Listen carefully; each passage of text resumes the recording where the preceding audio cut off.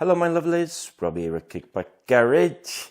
Today I am going to hopefully get the Series 2 that is in for surgery rebuilt. And what I thought I'd do was, in this video at least, a little video collage of putting the engine together. And what I thought I'd do that, give you something to watch. We'll talk about the specs and what me and the owner decided on at the end of the video. So grab yourself a cup of coffee and I'll see you after the intro. Building time.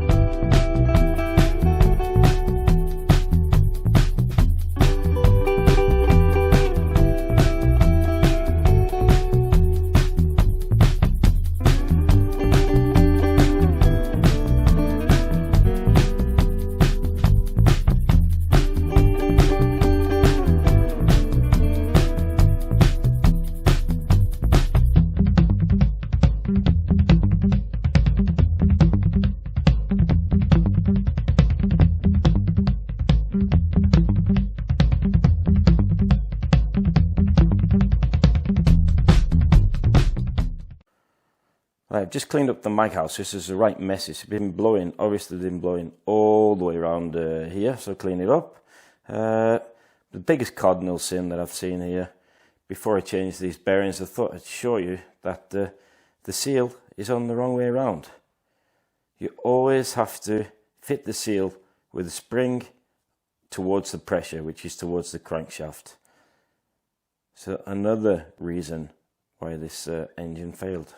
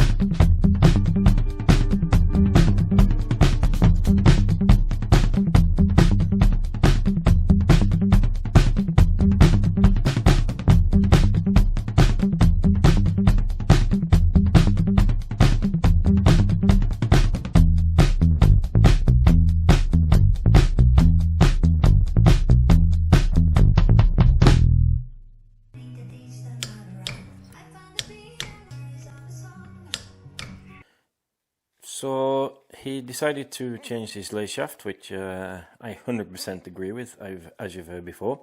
Top tip here, before you build a gearbox, fit the gears on the lathe shaft before you fit the sliding dog. I bought a new one, Casa Performance sliding dog. Stick them on the lathe shaft, give them a spin before you start doing this. It'll save you a lot of hassle down the line.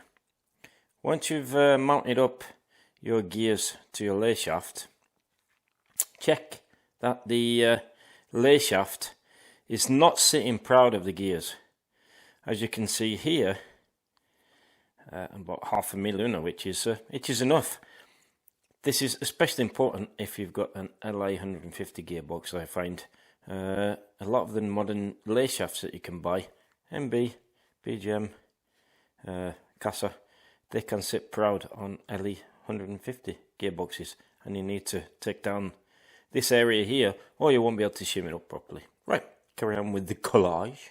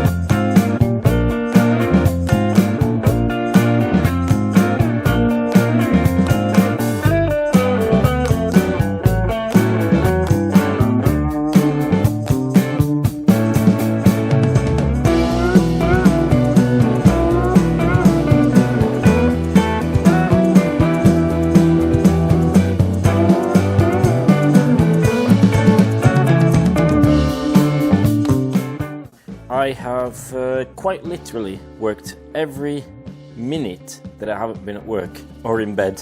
And I've had some really late nights. I thought while I was putting on this Kickback Garage sticker, being a bit cheeky, I thought if I can get this thing, there we go, good quality. What I thought I'd do was go through the specs. So obviously the owner didn't have much of a choice, to be honest, and he dug deep, very deep into his pockets, and I'm really pleased that he did, because I think hopefully this should hopefully I built in the machine he was expecting to have when he first bought this thing, something that it can use to work, something that it can use for trips and stuff. So what we ended up doing, let me go through the full specs. What did I do? We went with an RT 195. They are completely sold out everywhere, which is a bit of a nightmare. My man Arne was very lucky there. Let me just get that. I want to sort of do something while I'm this is really dirty. It's because it's a shit pen, that's why. Well, anyway, yep. Arne, my man, he actually had RT 195 kit lying around. The crankshaft was completely buggered. Thanks for writing the comments under the last video. Really appreciate it. Apparently, that's not that uncommon that the webs split, go apart from each other. So I ended up doing, BGM didn't have their crankshaft. I prefer those, but I have used on the last couple of builds the Taimini. It's on the RT. It's really not any problem. It's they're okay. So we put a Taimini.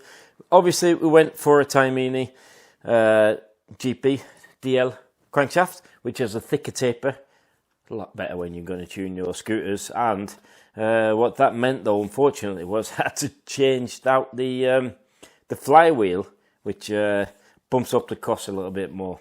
I have fit a, what's it called? A quick action throttle. That's what I said last time as well. It's not a quick action fuel tap. It is a fast flow fuel tap. BGM item.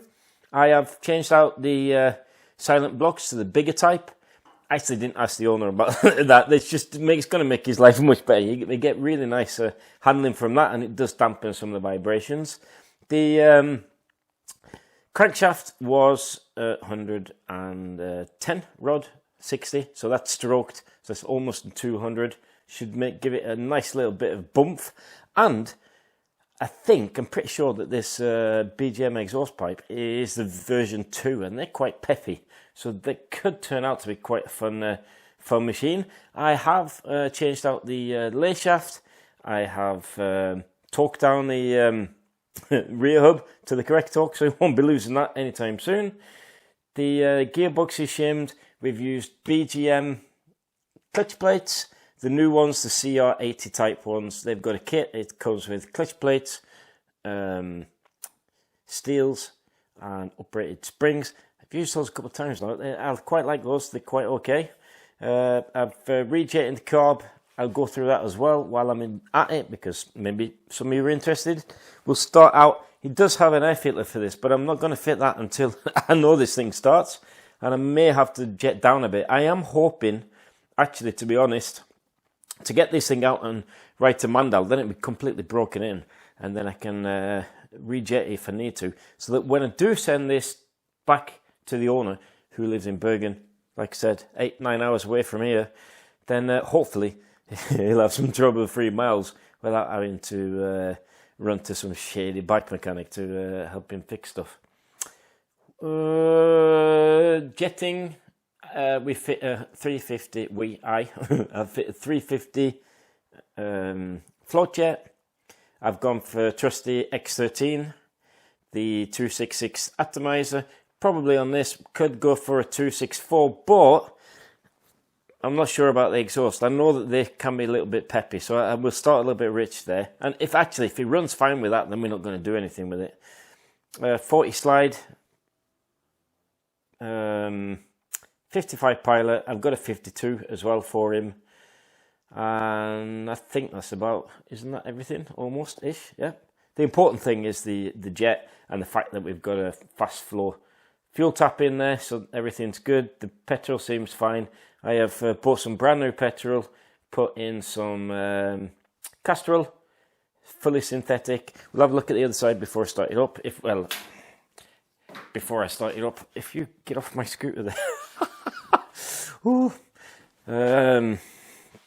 Because what I have to do, I haven't put the panels on yet, because I have to obviously have to time it, because I did time it before, but new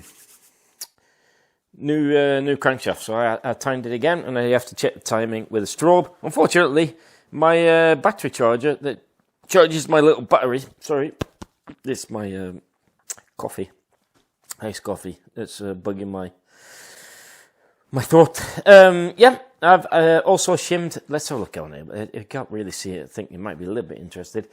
I've shimmed up the kickstart correctly, adjusted that so that the kickstart is actually stopping on the stop. Unfortunately, the kickstart shaft, there is some movement there on a bit of free play because of where it's worn on the kickstart itself. But if he breaks this LI Series 2 side case, then I'm going to give you some tips on what it can do with it. You should really, on these things, you should really fit a GP. I just didn't want to make any more investments for it, but I'm sure it'll be okay. I've got a friend of mine who's run it with a side case. It is a dodgy moment, but it is something he'd probably be able to fix himself because it's quite easy to get to. New cables, new earths. I think that's about it. I'm pretty sure the stuff I didn't tell you about. I also used the really nice shiny manifold on the RT kit, the one that is CNC machined. I'm really happy about those because they actually position the cob in a nice place. Doesn't interfere with anything. I have not got off-center cones on this. They're not needed with this setup. Nothing is interfering with the silent blocks. And now I'm babbling because if this thing doesn't start, then I'm going to actually get a little bit depressed. I've used a lot of time and energy on this, and the owner has used lots of money. I'd love to get it out, give it a spin, and see how... basically, get it out, give it a spin, sort it up, spin it, do the timing, send it off to the owner. Happy days. Let's try and start it, shall we?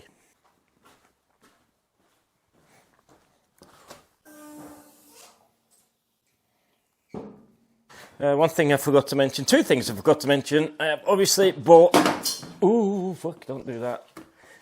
I have obviously bought... that's a wobbly stand. SLUK clips, so I don't have to mess around with that, trying to faff around trying to get fingers underneath the exhaust, both for me and the owner. And I also bought, I actually didn't buy, I had them lying around, the fabulous trunnions from Mr. Ibar, Jamie Ibar trunnions. Right, let's see if we can get this thing to run. What would I do if this is my... I actually quite like this. I've said it before. It's a nice tidy scooter. Really, it's got some... it's not really got any issues anymore. Oh, that's what I forgot to say. I forgot to say the reason why I had the engine out on the last video is because the frame had cracked. I'll throw up a picture. Last time, when I did my Series 1, I got told off because they said that Lambrettas don't crack there. And, well, yeah, they do. And that's even without tuned engines. So it's been like that for a while. So that was the biggest issue. So I got my daughter to weld it up. I welded up a little bracket over the top. It looks ugly. It's going to be really good. And that's definitely going to last the owner's lifetime. Right, let's stop babbling, Rob, please. What do I need to do? Choke on. Petrol on. Anything leaking? Nothing leaking. Looking good.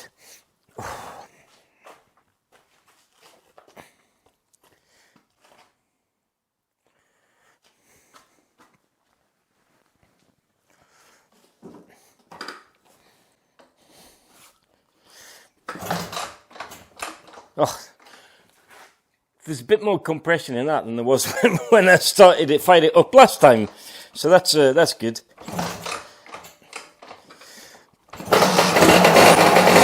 Oh.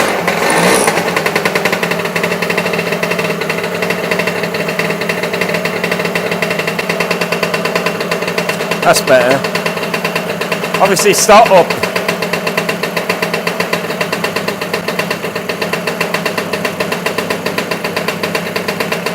Got some start-up smoke going on there.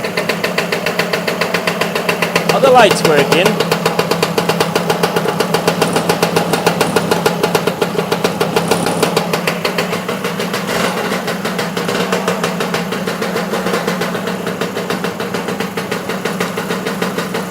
Ooh.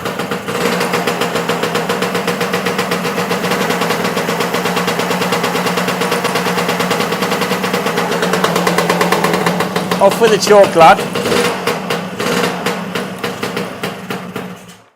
I got some light issues. That's a bit annoying.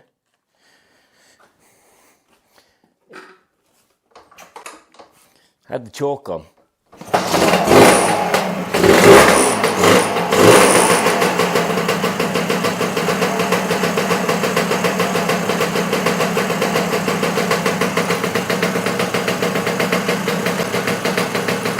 I just had a little jaunt around the block. It feels really good. It's cleared up a bit.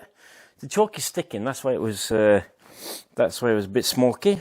So I've sorted out that, and I really need to find a battery so I can get the timing sorted or checked. And I need to put this together. The lights they turn themselves on and then blew. I have no idea what's going on there. I'm pretty sure I connected it all correctly.